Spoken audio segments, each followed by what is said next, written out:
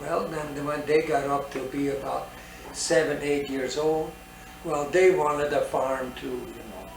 They wanted a pony and all this and that, you know. Oh, right.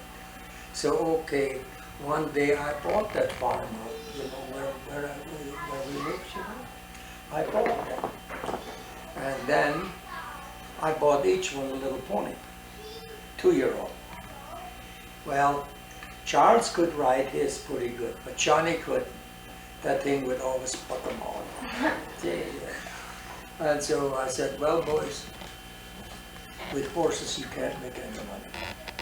Well, I said, it's Johnny, and then they were all fed up with the ponies. Let's get rid of the ponies.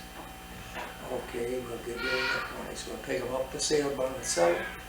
And they want calves. So it says, calves you can make money on, but horses you cannot make any money. And so each one bought a calf. And they kept it until fall and sold it. And then they got sometimes but darn near 3 times as much as they paid for it. Oh my gosh. And I never took their money. I never did. Put it in the bank. By the time they were 14, 15 years old, they had their own checking account. Yes, they were out. They could write checks, you know.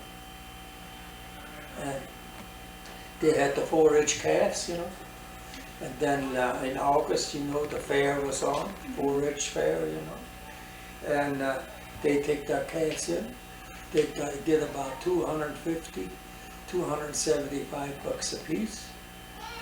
They put that in the bank. Then in the fall, we would go up to the sale barn and buy 2 other calves, you know, and feed them, you know. One time we went up there, I bought 1 calf, and it come from a Holstein cow and a white-faced bull. Mm-hmm. And my gosh, you know, that bad calf had a chest, you know, big, but the rear end wasn't very good, you know.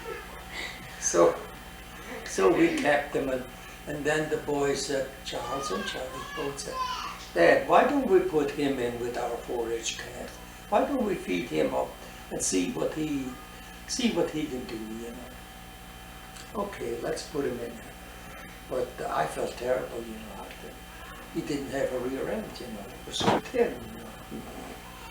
But the chest in front was just about like a buffalo. So okay, we put him in. You know, in August when the fair was, Yeah. we took him along up there. And he got a red ribbon. Really? Yeah. But we sold him up there. How And you much? know, he bought $300 and some odd dollars. Where he brought more money than their 4-H calves did. Plus he was so much heavier, bigger and heavier, you know. So that's what we got for him. You know, and then, of course, then the boys went to school, and you know, they never asked me for money. Never? Oh, never did. Of course, we were milking cows, you know, and we were selling grain. And then the grain money, there was a jar in the closet, you know. So if they needed money, well, they just went in and took some for school, you know, and away they went. Why did they take it out of there? Huh? Was it their money? Well, it was all of our money because they were milking cows too, you know. Oh. They helped to do the chores and everything. So we didn't say anything. Charles was different than John. Charles never took any more. This is all I'm going to spend, and that's all I'm going to take along.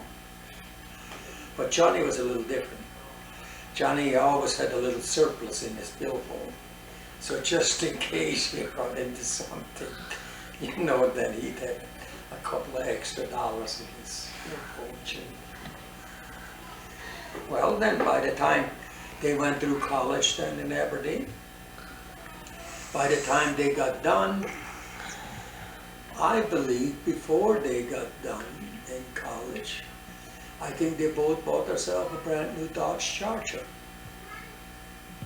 So both of them were driving Dodge Chargers, brand new from the factory.